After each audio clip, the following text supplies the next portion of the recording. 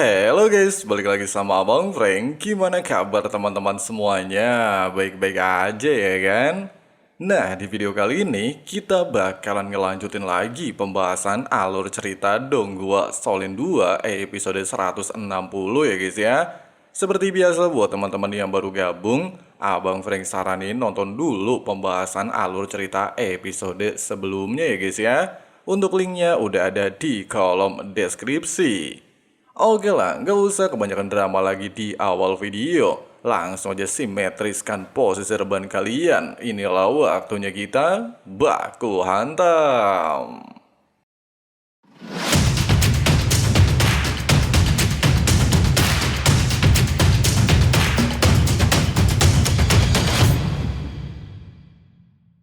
Mengetahui fakta bahwa Kaisar Perak Biru tidaklah memiliki garis keturunan murni, serta tidak mungkin selamat dari petaka surgawi 200.000 tahun, serta hanya ingin mencari pewaris terbaik dalam waktu 10.000 tahun ke depan, Yu Hao lantas menegaskan memiliki tempat terbaik dan sangat istimewa. Jika tumbuhan hidup di tempat tersebut, maka sama halnya berkultivasi ribuan tahun setiap harinya. Oleh sebab itu, asalkan Kaisar Perak Biru mempercayainya, dia bisa memilih salah satu rumput perak biru dari generasi muda di tempat ini untuk dibawa ke lokasi Danau Es dan Api Yin Yang, sehingga di masa depan bisa melahirkan Kaisar Perak Biru dari generasi saat ini. Meskipun sempat ragu, namun setelah mendengar ucapan dari rumput es bintang yang juga berasal dari sumur es dan api yin yang bahkan baru hidup 10.000 tahun tapi kultivasinya sudah menembus 100.000 tahun, Kaisar Perak Biru pada akhirnya setuju dan bersedia mengikuti Huo Yuhao kembali ke kota Shrek dengan wujud manusianya. 我们快点赶回学院救小雅老师。老夫陪你们走一遭，晚辈必不负所托。老夫相信你。 Sementara itu di pusat kota Tianhai, para anggota sekte Roh Suci yang dipimpin oleh Gai Yin terlihat sedang mengadakan ritual pengambilan jiwa dari para penduduk sipil.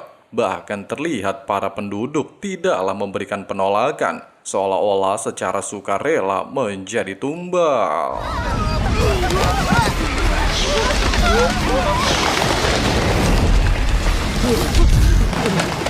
Tepat ketika seorang ibu dan bayi ingin dijadikan tumbal, Huo Yuhao dan Tang Wutong tiba-tiba saja menunjukkan diri menggagalkan aksi para anggota sekte Roh Suci, bahkan mampu dengan mudah menghancurkan ritual pengorbanan menggunakan atribut cahaya milik Tang Wutong dan mengusir energi kegelapan di tempat ini. Pada awalnya, Tang Wutong mengira Gai Yin akan bertobat setelah dulu pernah dikalahkan olehnya, namun dia tidaklah menyangka Gai Yin ternyata masih saja menjadi antek-antek sekte Roh Suci hingga saat ini. Menyadari Tang Wutong dan Yu Hao berasal dari sekte Tang, serta anggota yang pernah menghabisi adiknya, hal itu justru membuat Gai Yin terlihat emosi. Bahkan meski mengetahui Tang Wutong saat ini sudah menjadi seorang Feng Hao Dolo, sedangkan dirinya hanya seorang Dolo 8 cincin roh, Gai Yin terlihat tidaklah gentar sedikit pun dan berniat untuk menghabisinya. Meski Yu Hao memuji Gai Yin telah bekerja cukup keras mencapai tingkat Dolo, namun di matanya Gai Yin tetap akan tewas hari ini juga.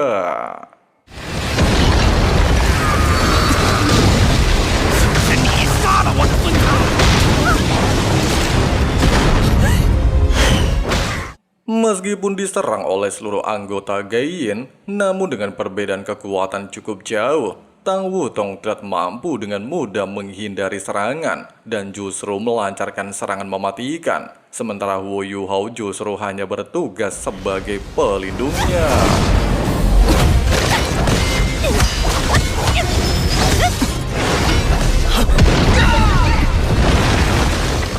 Bukannya mengakui kekalahan, serta pada dasarnya tidaklah memiliki kesempatan untuk menang melawan dua musuh di hadapannya, Gai Yin justru secara nekat menggunakan teknik pengorbanan. Selain memanfaatkan energi kegelapan untuk mengendalikan para jasad warga yang sebelumnya terjebak dalam sesi ritual, energi kegelapan tersebut juga mengalir ke tubuhnya sebagai sumber kekuatan, bahkan seketika merubah wujudnya menjadi monster kelelawar berkepala 3.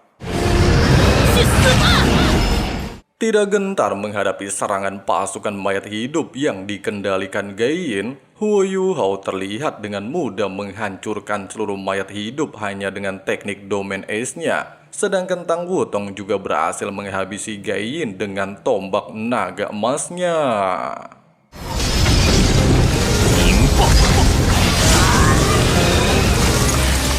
Pasca kejadian tersebut, Huo Yuhao dan Tang Wutong tidak menyangka Su Tianran telah kehilangan pikirannya. Pasalnya demi memberi makan sekte roh suci, Su Tianran sampai rela mengorbankan para warga sipil.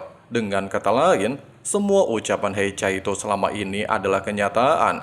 Pasalnya kerajaan Matahari Bulan telah rusak dari luar dan dalam. Tidak sampai di sini, para warga juga seolah-olah sudah terpengaruh oleh sekte roh suci. Mereka bahkan beranggapan telah secara sukarela menjadi bagian sekte roh suci, serta tidak butuh diselamatkan oleh anggota Akademi Shrek.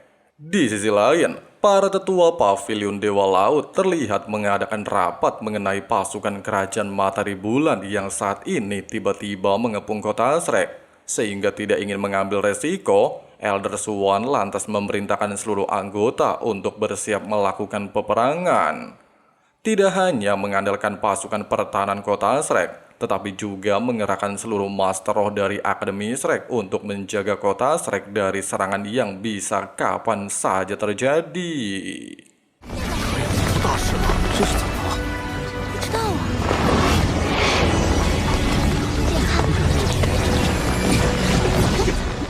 Bersama dengan hal tersebut, Yu Hao dan Tang Wutong pada akhirnya tiba di kota Shrek dan mengetahui bahwa Juzi ternyata telah bertindak nekat berani mengepung kota Shrek. Dengan kata lain, Juzi benar-benar telah mengibarkan bendera perang kepada Huo Yuhao. Tidak sampai di sini, Juzi juga memerintahkan pasukannya untuk melepaskan tembakan peringatan ke kota Shrek, di mana dari tembakan tersebut berisi sebuah pesan untuk menyerahkan Huo Yuhao dalam waktu 10 hari.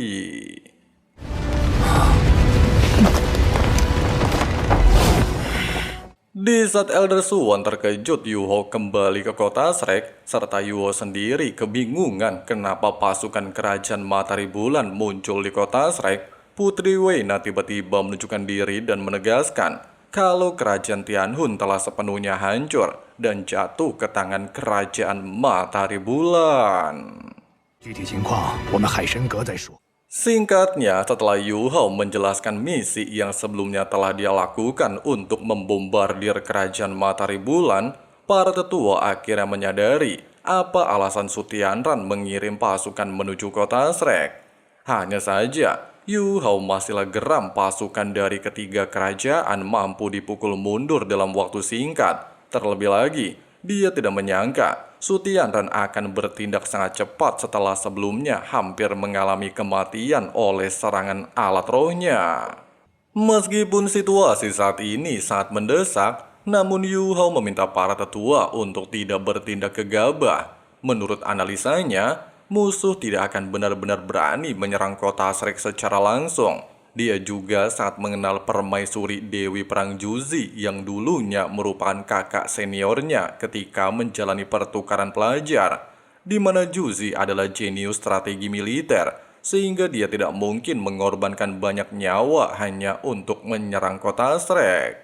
Di saat Tang Wutong merasa heran dan bertanya, apakah tujuan Juzi hanyalah meminta Akademi Shrek untuk menyerahkan Yu Hao? Huo Yuhao sendiri menepisnya, di mana Juzi tidaklah mengetahui dirinya telah kembali ke kota Shrek dan hanya mendapatkan info masih berada di wilayah kerajaan Matahari Bulan. Dengan kata lain, tujuan Juzi mengepung kota Shrek dan memberi waktu 10 hari untuk menyerahkan Huo Yuhao hanyalah demi mengulur waktu. Pasalnya dalam waktu tersebut, bantuan dari kerajaan Doling dan Singlo pasti akan tiba di kota Shrek. Sedangkan target sebenarnya dari Juzi justru mengepung dan menyerang dua pasukan bantuan dari kedua kerajaan. Pada dasarnya, Setelah kerajaan Matahari Bulan menaklukkan kerajaan Tianhun, garis depan mereka menjadi semakin panjang, sehingga sulit untuk menciptakan perang skala besar. Dan satu-satunya cara untuk melakukannya hanyalah menggunakan kota Shrek sebagai umpan mengumpulkan sisa pasukan dari kedua kerajaan. Dengan adanya fakta tersebut, Yu Hao mengusulkan untuk mengirim informasi kepada kerajaan Xinglo dan Doling, sehingga mereka tidak mengirim pasukan bantuan. Meskipun ucapan Yu Hao sangatlah masuk akal, tapi bagi Dekan Lin Er, mereka juga tidak bisa mengambil resiko dan hanya berdiam diri. Ditakutkan semua analisa Yu Hao meleset. Selain itu juga, meski mereka memiliki hubungan baik dengan hutan Stardo, namun di Tian pastilah tidak akan bersedia membantu. Pasalnya di Tian justru akan mendapatkan keuntungan jika para manusia saling bertarung satu sama lain. Dengan adanya alasan itu, Elder Swan lantas memerintahkan 100.000 pasukan untuk berjaga di kota Shrek, bukan untuk menyerang, melainkan memperkuat pertahanan dan mengamati situasi.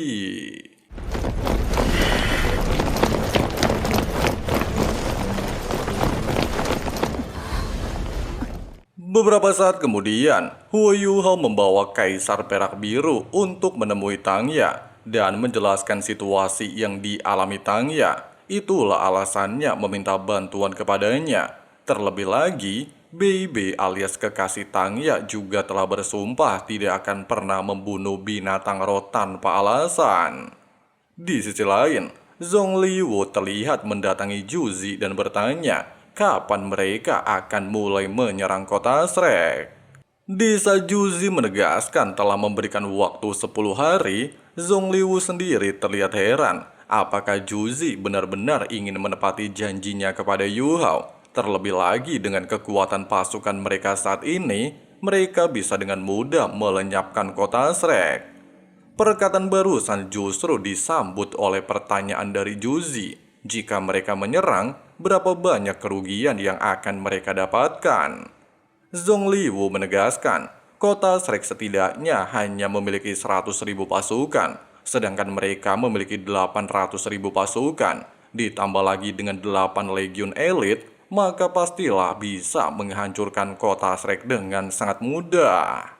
Dewi Perang Juzi menegaskan, selain mereka tidak mengetahui berapa banyak alat roh tingkat 9 di kota Shrek, para tetua pavilion Dewa Laut juga sangat kuat. Rata-rata berada di tingkat super Doulo. Bahkan dengan status telah berdiri selama puluhan ribu tahun, Akademi Shrek pastilah menyimpan kartu andalan yang belum mereka ketahui. Selain itu juga, tujuan Juzi bukanlah kota Shrek, melainkan pasukan bantuan seperti analisa Yu Hao sebelumnya.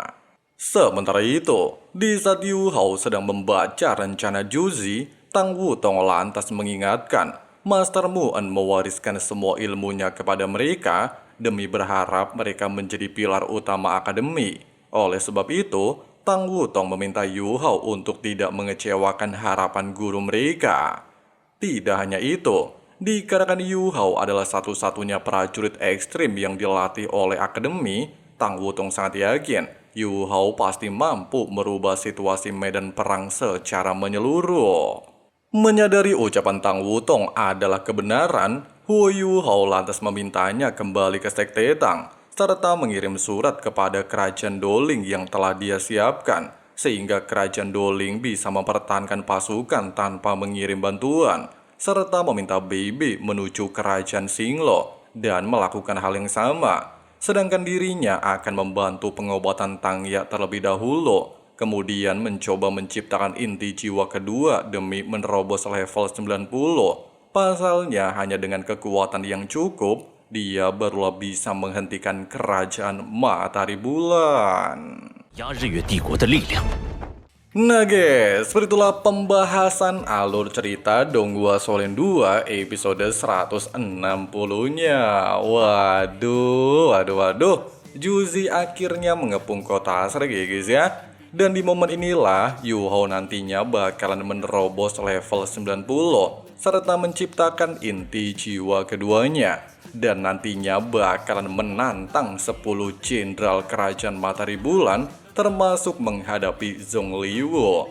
Nah, buat yang penasaran gimana sih kira-kira alur ceritanya, kalian bisa klik link yang udah Mimin sematkan di kolom komentar ya guys ya.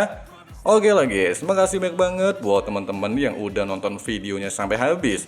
Di sini Abang Frank pamit undur diri dulu. See you and bye-bye.